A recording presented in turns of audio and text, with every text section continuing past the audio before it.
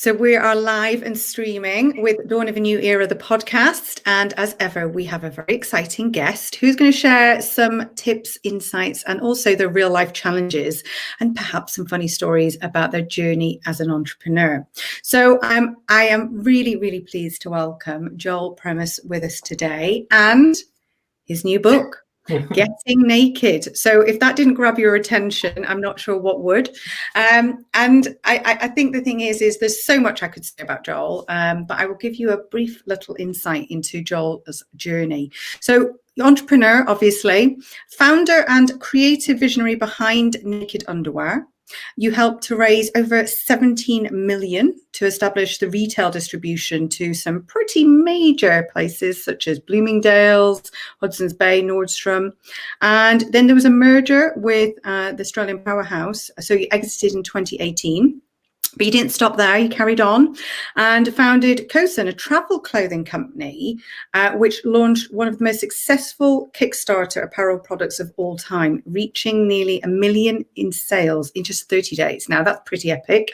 And also, if that wasn't enough, you were cited as the top 30 under 30 entrepreneurs. And obviously, you know, in addition to releasing the new book, a filmmaker. So you live in Vancouver, so you are starting your day with me as I finish mine. But tell us, Joel, what are you up to at the moment? Tell us what your journey is involving today. Well, first, thanks for having me on the show, Dawn. It's a real pleasure to be here. And yeah, well, I'm same as you. We're into our first good stretch of weather, so all my wife and I can think about is getting our vegetable garden planted.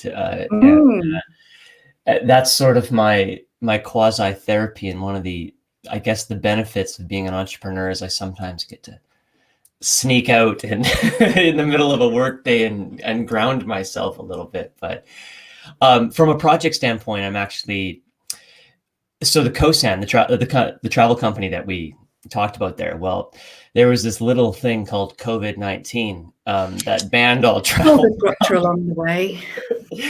So we had a tough year. You know, we went from sky high $1 million in sales in 30 days to no sales at all, period. And we had to pause, we had to pivot, we had to sort of think about the business, which we can dive more into later, Dawn. But the point is, I'm actually in the process of that company's being acquired and restarted simultaneously inside a new organization. So that's taking up a good chunk of my time. Yeah. So in terms of, obviously, you are an entrepreneur, and I like the fact that you touch on that. Most entrepreneurs I speak to, the motivation is behind the freedom and the flexibility. So I notice you are a long distance runner as well, and you enjoy training and meditation, as well as obviously a vegetable garden. So tell me what your day looks like, because I think one of the things that we always we want to see inside the entrepreneur's life, like what is your schedule for success? Yeah, I mean, it's very different now than it used to be. And that's sort of part of the journey that's baked into the title of the book, Getting Naked. So it's a double entendre, the name of the book. And hopefully I don't forget your initial question as I tangent here, Dawn. But so the Getting Naked was about getting this company, my first company, to the place that I was able to get it to, which was selling it and kind of going through all the motions of a startup journey, which are the same for all of us entrepreneurs, regardless of it's underwear or tech or whatever you're doing. But the other part of it was getting back to who I was in it, because my sort of that knowing part of my heart that said, this is who you are, Joel, and how you should live, not what I was doing. And what I mean by that is, by the end of Naked, I was the company. I was depressed. I was deeply depressed. I was incredibly anxiety ridden, and my marriage was on the rocks. I'd barely seen my daughter in a couple of years because I was traveling so much. I was traveling 200 plus days a year on business, doing sales calls, and I was so sick by the end of it. Like, I was literally physically sick and in hospital, that I wasn't listening to the signs. There's this great story, and I might get it a little bit wrong, but it's where there's a man trapped on a roof and there's a flood, and he's praying to God for help. And he's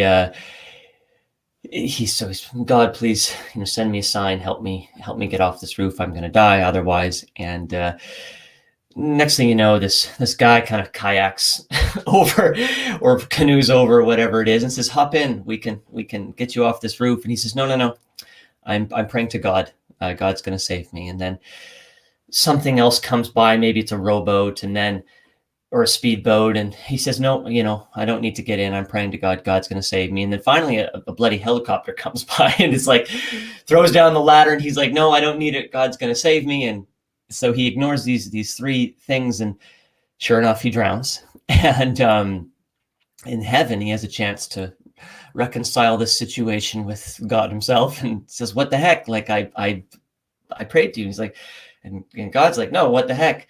I sent you a boat. I sent you a helicopter. You didn't listen to the signs, and that was what was happening in me. My marriage is falling apart. I'm sick. I'm not listening to the signs. And the signs wasn't, I shouldn't be doing naked. It was, how do I live my life better inside this company being? We have this ethic, don't we? And do you know what? I noticed when COVID struck, one of the best things it's done for people is slowed us down and make us think about who we are and who we want to be and be our authentic selves and kind of drill down into the purpose. But we have this ethic, don't we, that we feel like we just have to be busy and we're plowing and pushing and really, we don't live once, we're living every day, and I think this is one of the things that you're saying. When I was reading your book earlier, I like the fact that you call it a personal roadmap to business and personal success, because when you're talking through all the things that you need to be doing, there was one bit that struck me, which was when you talk about getting the funding, the investing side of things, and you say that, banks aren't quite as warm and fluffy as you perceive them to be. What sort of journey was it getting to that point? Because obviously you got to the point where, you exited in 2018, you realized that you needed to do some change. What was it like in that early stages? Yeah. And we have to, I'm not saying that we don't dive into the point in our businesses where we do burn the candle at both ends. That's part of it. It's a question of where you learn to turn it off. And if you can never turn it off, then I've come to believe that it has nothing to do with the business. It has to do with things inside of yourself that you're maybe hiding from, avoiding, and you're just burying yourself in this company or this project or this philanthropy, whatever it is. And it becomes a mask for inner work that needs to be done. But much like when I was a runner and as an athlete, you have what's called periodization. So you periodize your year into blocks of very hard training, blocks of rest, blocks of performance where you're competing at your best, so lighter training. And if you don't do that, you don't peak at the right time. You don't recover. You don't improve. The improvements we make as athletes happen in the recovery when the muscles regenerate stronger as a result of being broken down. But in business and in life in general, somewhere along the line, and it's fairly recently in our history, we lost the off button. It just kind of disappeared, right? I think it had something to do with these, didn't it? Yeah, a little bit, right? It did, and we never redefined hard work. Hard work is absolutely a beautiful and important quality in life as well as in business. And I think that many of us are inherently feel good about working hard, whether that's in our gardens we talked about, or whether it's in our businesses. But we need to learn how to rest. And that comes to people like you and I and to the bosses out there who are setting the tone and the precedent and the principles that our companies operate by, and allowing our teams, our people to feel that rest, to so that they can be their best for us and for themselves, right? Sure. And so I guess that's the long way back to the initial question of what does my life look like now? And it's far more balanced than it's ever been. And that balance looks like, I was talking to somebody last night at my brother's wedding, and I said, yeah, at least one night a week, I work till 1 a.m. at least, because at least one day a week, there's something that's just crazy. Yeah. And you're in it. You're in the moment. You're in it and you got to stick with it. But I said, at least once a week, I'm going to go off in the middle of the afternoon and ride my motorcycle for 3 hours, or I'm going to go into the garden early. And so I'm going to find that balance inside my own structure. It's not 9 to 5. It's not 8 to 6 or whatever, 7 to 7. And some days are 14 hours and some days are 5 or 6 and so I just balance it that way. I find my moments, and the only things that I really try and be consistent with are a 20-minute morning meditation and a 1-hour workout. And I'll either do that in the morning or the evening. Not in the morning when I'm hungover like I am today from my brother's wedding, but for those listening, I said it was our first night of real freedom in a long time, so I took advantage. Exactly. But you see, this is it. It's about balance, isn't it? One of the biggest activities I did is I looked at my calendar and I just kind of took everything out, and I made everything as blank as it could be so that I could redefine what my year looked like. And then I worked it through to what my months would look like, and then what my weeks and my days. And you know what? Just chunking things. So like in July and August, I have nothing in my diary, because that's when I have my creative time and I step back. Because I think the thing is if we're too immersed in our business, we're not good at the bigger picture, the strategic view, are we? We're just kind of on that carousel. And I felt it before COVID-19, that I just was working all the time. And I think it's now about kind of having that flexibility and remembering why we're entrepreneurs in the first place, that we wanted the freedom, we wanted, other things in our lives and enrichment, I guess, and having experiences. What do you think that as an entrepreneur has been your sort of biggest hardship in terms of something that still you feel, like not necessarily an epic fail or a challenge, or something that you just remember still and is maybe a bit raw or will always be? Yeah. I mean, there's the mistakes. There's the mistakes of where, there's this story I share in the book where we got an order from one of the biggest stores in Canada, and it was really my very first order. And so how on earth that was my very first order was the biggest store in Canada. I don't know how that happened, but it happened. And they ordered 1,000 pairs of underwear. And I was like, oh my gosh, we've made it. It's happening. And so I go to my business partner, and we have to place the order to make this product. And I said, we're going to make 20,000 pairs. And he says, wait, we have 1,000 unit order. Why are we making 20,000 pairs? I said, because we're going to be huge, right? We're going to be huge. This is going to fly off the shelves.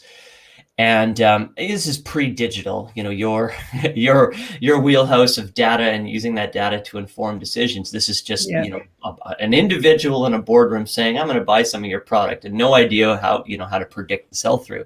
And so anyway, because I'm the chief of the company, I guess I get to make the call. So we do 20,000 pairs. And I want to say, a few weeks after it launches, I get a call, and it's from an investor, and he says, who's never worn the product. And he says, I now know I'm naked. I said, why is that? It's because the underwear falls off when you wear it. And I said, what? And all my size larges and extra larges, and even some of my mediums, they would, because of this new design I'd kind of not fully thought through, shot off. Like it literally, like you put it on and it just like using the elastic and like the fabric. And so I had to recall or take away 18,000 pairs of that underwear, and all but, effectively burn it. And it nearly bankrupted my company. The point of that is, yes, those mistakes always hurt along the way. And I think, in hindsight, that mistake cost me millions of dollars in the long run. But the bigger mistake was that was an ego-driven. It wasn't a data-driven decision. It was an ego-driven decision. And all along the way, when I look at where I veered wrong in my company or companies, it's when I'm operating from insecurity. It's when I'm operating from ego. It's when I'm not thinking about either, thinking with my heart or thinking with what's practical, not, what I feel about it. And those are the ones that suck, because sometimes relationships crumble as a result of a bad decision, and you have to go through that. That's life. And you do better the next time when you know better. But those are the ones. I think it's a learning curve, isn't it? I mean, we've all made massive mistakes as entrepreneurs, and that's half of it, because you can never really sort of feel the elation and unless you've actually had the hardship too. And as you set businesses up, you're so right when you talk about making decisions, because if someone's in a place of desperation, they're never going to be operating in the most rational way. I think also the pace of decisions, one of the things that I learned was that if it feels instantly not right, then generally, rule of thumb, it's not right. So I would like to know if there was somebody along the way that has been a help or a hindrance that you can share a story that would help us entrepreneurs be inspired, because you've achieved some pretty epic things along the way. Oh, somebody, it's the one thing that I find really interesting about mentorship, which is, just as a little aside to the point you're making, I do think that as to your listeners who are in sort of that mentorship role or that investor role or that board of director role inside a company, your job is to help that entrepreneur not be in a place of desperation, right? And I've had situations both where the board is just as exasperated about what's happening as the entrepreneur. And but when you have someone who has that calm and cool and can bring that into the business, it makes all the difference, right? Our first decisions, our first ideas, as in their rawest form, are rarely our best one, right? And these things take massaging to get to a place where we're making the best decisions we can with the information we have. Sure. And so all along my career thus far, I've had many mentors, because I believe that, I believe that people are sort of sent to us at the right time. And even if a friendship remains forever out of that, the mentorship piece, as it relates to maybe your business or project, there's a moment in time for that. And they come and go as your business evolves and changes. And so as my first business and into my second business evolved, there was many people who came in, and I always feel that these people are kind of mirrors for me. It's not so much that they're espousing what I don't know. It's that they're reinforcing what I'm having a hard time deciding in myself. They're being that sort of that true mirror of authenticity and truth, and harsh truth sometimes, and helping you get to the point where you get comfortable making clear, tough decisions, for better or worse. Sometimes a tough decision is saying no to money, is dissolving a company, these types of things. Those are really hard to do. And so I've had so many mentors along the way. And I'm trying to think of a funny story, though, just to answer that part of your question, where, I think that, one of the most surprising stories maybe was when, going back to that 20,000 unit pair of underwear debacle, and my business partner at the time, who we sat down for a beer after, with the whole thing, the dust had settled, the product was burning somewhere, on the other side of the world. And I said, well, I'm never going to do that again. I'm never going to. And what I meant was, I'm never going to fail again. Ignorantly and genuinely believing my own BS that I'm never going to fail again. And my business partner said, it's okay to fail. I want you to fail. I want us to fail together, but I want us to fail as the quote goes, I want us to fail faster. I want us to fail forward. I want us to fail smarter. I want us to fail not because we operated from our emotions in our decision making. Yeah. It really created a shift for me in being okay with failure, because I don't know about you, Don, but I've always felt the need to be perfect.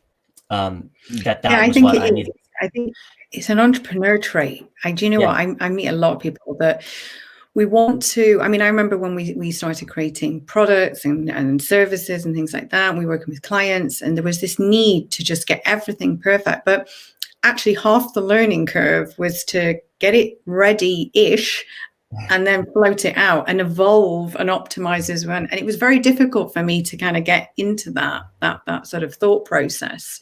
Yeah. Where do you go for your sort of resources? I mean, do you constantly like learning? Do you read? What's your go-to?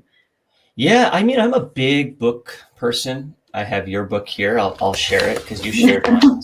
Because your book, Yeah, we're gonna nice, talk. beautiful hardcover.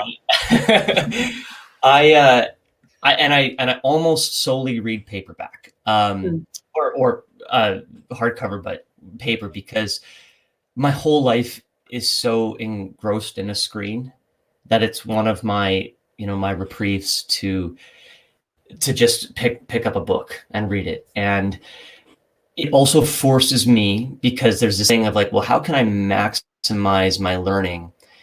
If we all have the same hours in the day, how can I maximize those hours, et cetera, et cetera? And I do believe that that's a great skill and way of approaching life, and just being the best versions of ourselves that we can be. But I'm also, over the time, because for years it was like every minute I was listening to a podcast, I was listening to an audiobook, I was all these different things. And I started to try, and you use this word chunk, I think, with the time in your calendar. I started to try and say, well, I want to go back more to monotasking, where I can do one thing and just and find the time to do it, versus saying I don't have the time, so I'm going to figure out a way to like blend all these things together. So paperback is just sort of a way of forcing myself to be in something for 1 hour without having to be doing 3 things at one time. And I used to be an insane self-help junkie. We've probably all been there or still are there. And I just used to ingest and ingest and ingest. And so I'm doing a lot less of that these days. I'm actually trying to this sounds maybe corny to some, like the garden being, with my wife, being more of a teacher than a book for me right now, just as a moment in time in my We're life. living more in experiences and actions rather than just. See, this is one of the things I always find interesting, because I've read and read and read, listened to podcasts, etc. But I think maybe the fact that we are so digitally focused, that to detach from these, I mean, I literally give my mobile phone up from when I finish work through to when I start work in the morning, and it's been the most cathartic thing I've ever done, because I think it breeds a bit of anxiety, this constant switch on, and doing different things, going out and realizing that no one's going to die, the business isn't going to fail if you take time out, and you can be a better leader because of it. So do you think then going forward that you're going to adopt some new strategies as the lockdown eases? Do you think it will stay, some of these changes you've made? Absolutely. Again, there'll be seasonality to it, but one of the other things I added was more rewilding, which was sort of where I go usually with my cousins, completely off grid, into the northern Canadian wilderness, about 12, 13 hours north of Vancouver. Wow. Where there's nearly nobody except grizzly bears and moose. Yeah, that's a bit that scares me. But the point is, and again, like I will be a lifelong learner, and I believe in lifelong learning. But for me, individually, I noticed that when I was ingesting too much, I was cloudier in my mind, and stillness, cultivating stillness, not intentional. Sometimes when we meditate, we also make it about achieving something. So law of attraction, right? Like great, wonderful practice. But if every one of our meditations is about just focusing on the thing that we want, it misses the mark on what I have come to find as a truly therapeutic version of meditation for me, which is just being with my breath or being quiet. And what I found over time, we go back to this point about, we talked about very early on about taking that reprieve that you take in July and August, even if that reprieve can only be 4 days in the wilderness, or, a weekend, or, every weekend in your garden, etc.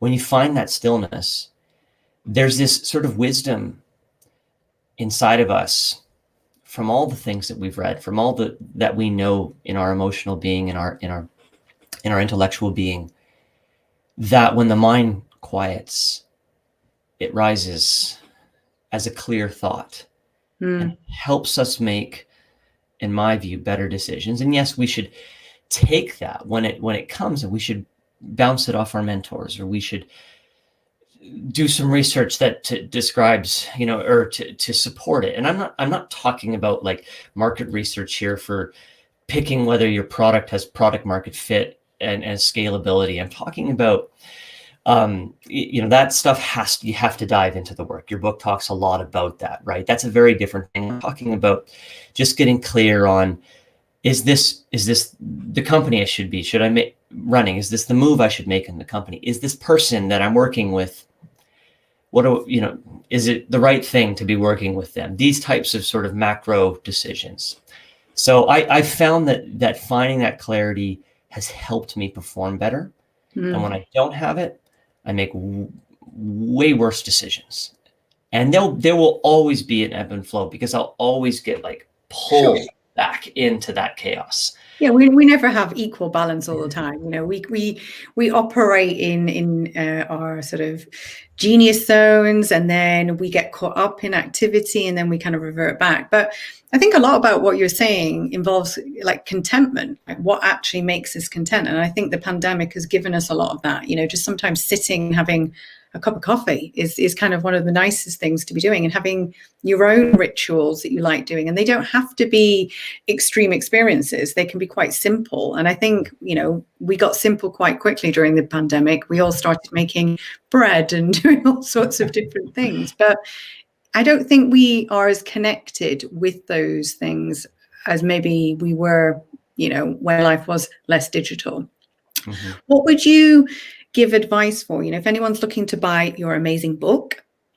What takeaway or a piece of advice do you think would entice someone to getting a copy? Yeah, the thing that I see, there's two ways to look at the book.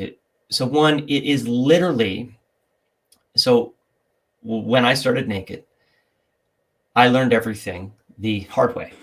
In other words, I made every mistake from inception, which is what I call inception of an idea is not when you start your business. It's when the idea lands in your heart or in your mind. And you have that moment where it's like, oh, this would be a good business, or this would be a good idea. And then there's this sort of this like birthing period where that idea, you're deciding whether or not, and this growing period with that idea where you're deciding whether or not you're going to put it in the world, right?